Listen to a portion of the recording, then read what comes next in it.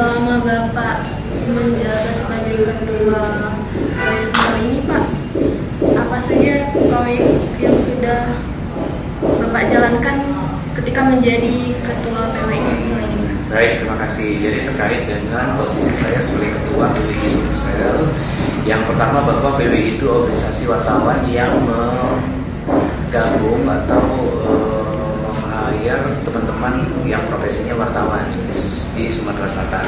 Berkaitan dengan apa-apa yang dikerjakan itu merujuk pada program kerja yang dilakukan oleh PWI Sumatera Selatan. Yang pertama itu program berkaitan dengan pendidikan wartawan, peningkatan kualitas wartawan, profesionalitas wartawan, kemudian memastikan bahwa wartawan yang melaksanakan tugas lapangan itu dijamin oleh undang-undang berkaitan dengan Undang-Undang Nomor 40 Tahun 19 tentang pers. Jadi tugas kita bagaimana mengkonsolidasi teman-teman anggota PWI dalam melakukan tugas jurnalistik itu biar lebih aman. Kemudian pertanyaan selanjutnya akan disampaikan oleh teman saya. Oke. Baik, terima kasih Pak. Sebelumnya Bapak sudah menjelaskan sedikit kan Pak soal bagaimana sistem kerja dari PWI tersebut.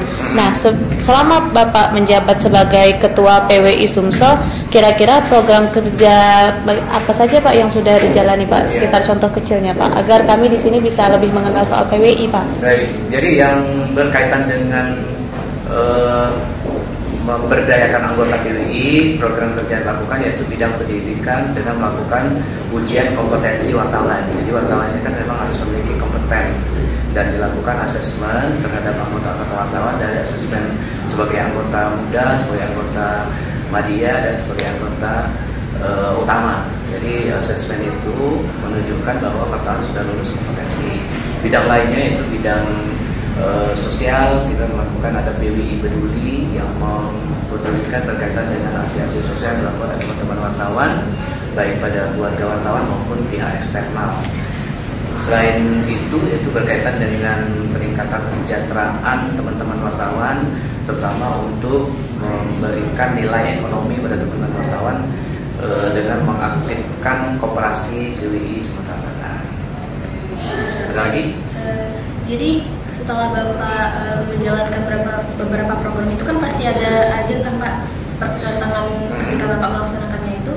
Jadi apa saja Pak tantangan yang Bapak hadapi ketika melaksanakan program-program tersebut? Ya, jadi kalau tantangan terkait dengan mengkonsolidasi wartawan ini kan organisasi profesi. Kadang-kadang teman-teman wartawan dalam menjalankan profesi berorganisasi dia karena tidak ada paksaan, jadi mereka itu harus ada kesadaran, muncul kesadaran sendiri untuk ikut berorganisasi. Jadi bagaimana kita membangkitkan kesadaran teman-teman wartawan itu secara internal untuk mereka menyadari bahwa pentingnya berorganisasi di PWI. Satu. Yang kedua, secara eksternal bahwa pihak eksternal juga harus mensupport, mendukung berkaitan dengan program kerja yang dilakukan oleh PWI. Ya. Ada lagi? Terima kasih sebelumnya untuk jawaban Bapak. Nah, sebagai ketua Pak, cara Bapak menjalin hubungan kerja dengan orang lain seperti dengan para wartawan atau dengan bawahan Bapak itu seperti apa Pak? Ya, bagaimana kita mengkomunikasikan dengan teman-teman baik itu dari tingkat wartawan maupun di tingkat eksternal lainnya.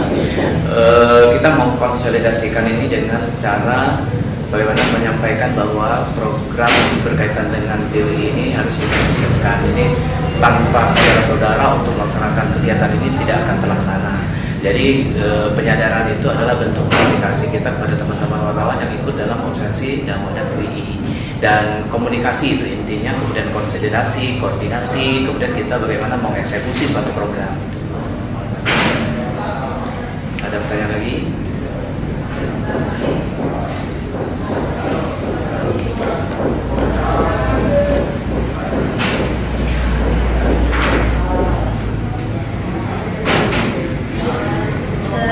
Selama kepemimpinan Bapak sebagai ketua PWI pasti Bapak punya gaya kepemimpinan sendiri gitu Pak. Nah itu bisa dijelasin gimana cara Bapak memimpinnya, terus ada strategi apa untuk meningkatkan kepemimpinan PWI Sumsel ini Pak? Iya, saya mengkomunikasikan cara memimpin ini ke teman-teman, yaitu bagaimana memberikan satu kesempatan pada kawan-kawan untuk sama-sama bekerja. Jadi karena ini organisasi kita bersama, jadi punya tanggung jawab masing-masing. Semuanya itu bertanggung jawab untuk memajukan suatu organisasi. Jadi kalau kita berorganisasi itu ibarat sebuah pohon. Jadi pohon itu ada akarnya, ada batangnya, ada daunnya, ada dahannya, dan semuanya berfungsi sesuai dengan posisinya. Jadi tidak bisa misalnya daun berfungsi sebagai akar berfungsi sebagai dahan. Jadi fungsi-fungsi itu harus sesuai atau patuh dengan apa yang menjadi job description dari masing-masing. Ada pertanyaan lagi, Pak? Silakan.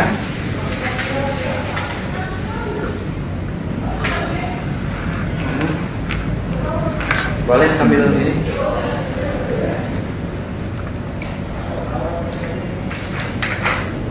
Ada pertanyaan lagi? Sebelumnya terima kasih Pak buat pertanyaan Bapak. Mungkin pertanyaan ini agak sedikit lebih mendalam. Nah, selama Bapak proses dalam menjabat sebagai ketua, itu kira-kira bagaimana sih Pak pendidikan yang Bapak tempuh sampai Bapak itu bisa sampai di posisi seperti ini Pak? Mungkin bisa jadi referensi juga bagi kami Pak, bagaimana cara masuk ke pemimpinan dan juga proses bagaimana cara mendapat ilmu seperti ini Pak untuk kepemimpinan ke depannya. Ya. Jadi untuk memimpin kepemimpinan dalam satu organisasi itu memang selain memang ada minat dan kemampuan, juga harus diasah dari sisi pengalamannya. Karena saya di Unsri juga dulu pernah sebagai ketua senat di fakultas, ketua senat universitas, kemudian sampai aktif di wartawan sebagai ketua PWI, dan itu bentuk tanggung jawab kita sebagai anggota yang ikut di organisasi. Jadi ketika kita sampai pada titik tertentu, kita tuh punya tanggung jawab, bukan hanya ikut-ikutan saja, punya tanggung jawab untuk memajukan suatu komunitas yang kita ikuti.